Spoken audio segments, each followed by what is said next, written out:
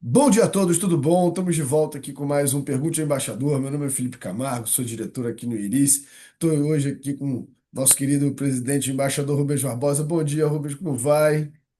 Bom dia, tudo bem? Muito bom. Três perguntas aqui para o senhor nessa segunda-feira. Primeira pergunta: teremos essa semana a reunião da Assembleia Geral da ONU, onde o Brasil tem o discurso de abertura. O que esperar do discurso de Lula, que vai fazer o discurso de abertura da Assembleia da ONU? A gente vai ver alguma crítica ao Donald Trump nesse discurso? E o que esperar de Donald Trump em seu discurso na ONU, que vai ser depois do discurso do Lula? Olha, eu acho que o discurso do Lula na ONU vai seguir os tradicionais roteiros, né, do Itamaraty, vai fazer uma crítica ao enfraquecimento do multilateralismo, criticar, né, a ausência de reforma na ONU, criticar o enfraquecimento da OMC, não é, que a gente tem que ser revigorado. Eu acho que vai fazer referência também à questão da Palestina, não é? Vai haver uma reunião lá, outros países vão aderir à solução dos dois estados. Enfim, vai insistir muito na questão da soberania dos países, não é? Mas eu não acho que ele vá atacar diretamente o presidente Trump. Quer dizer, pelo menos não deveria, não é?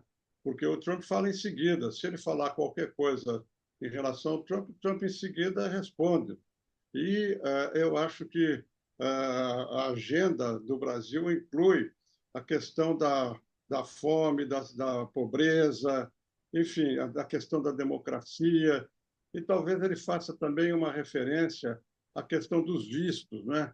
Que foram negados para o dirigente da Palestina, foram dificultados aqui para ministros brasileiros. Enfim, eu acho que vai defender uma posição, mas eu acho que ele não vai atacar pessoalmente o Trump, porque se fizer isso, realmente é um risco muito grande.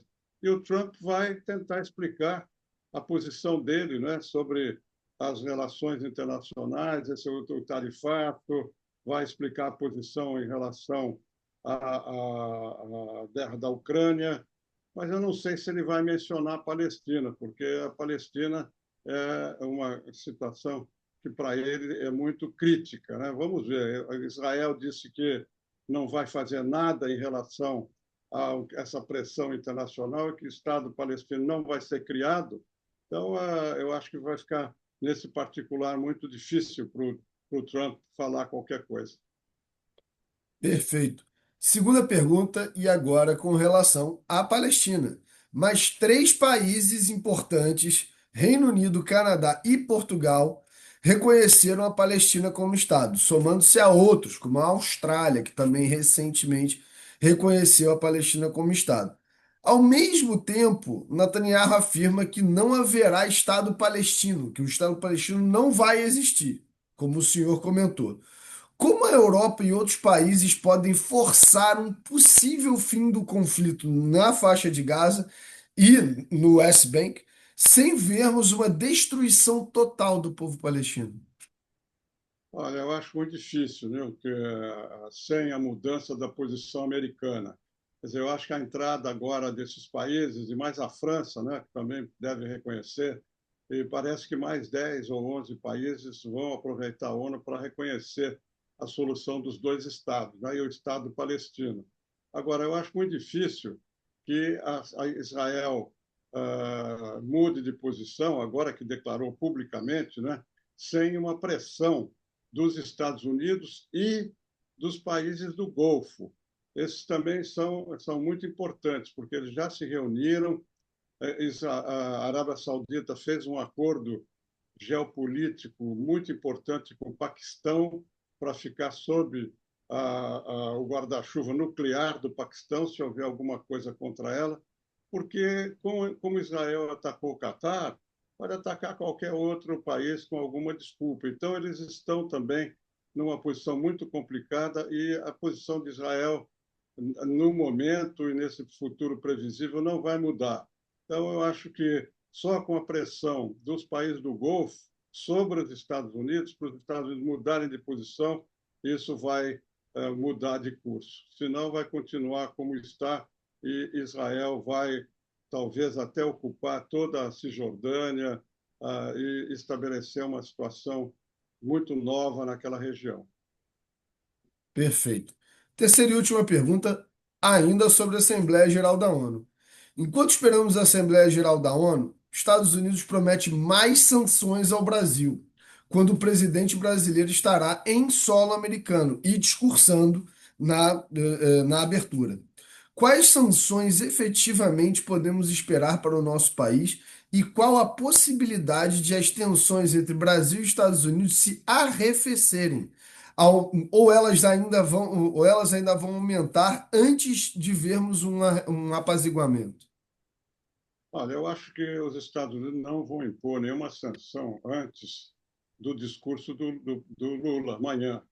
Então, eu acho que essa semana vai sair alguma coisa, sobretudo sanções sobre ministros do Supremo, e dependendo do teor do discurso do presidente brasileiro na ONU, pode haver até alguma sanção comercial, né? Um aumento de sanções, como aconteceu com a Índia.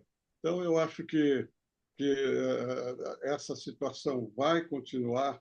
Essa semana nós vamos ter notícias sobre essas sanções, não é como prometeu o Marco Rubio, e essa situação só poderia arrefecer se o presidente Lula aproveitasse essa oportunidade de estar no mesmo lugar, na mesma cidade que o Trump, e conseguisse, de alguma maneira, estabelecer alguma relação, né, algum contato com o presidente americano.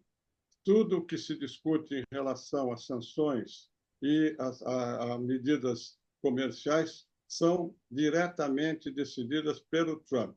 Sem esse contato, nada vai acontecer e as sanções vão acabar sendo anunciadas ainda no correr dessa semana, talvez mais para o fim da semana. Perfeito. Muito obrigado, embaixador. Mais uma semana, mais três perguntas. Fico muito feliz de estar aqui perguntando para o senhor.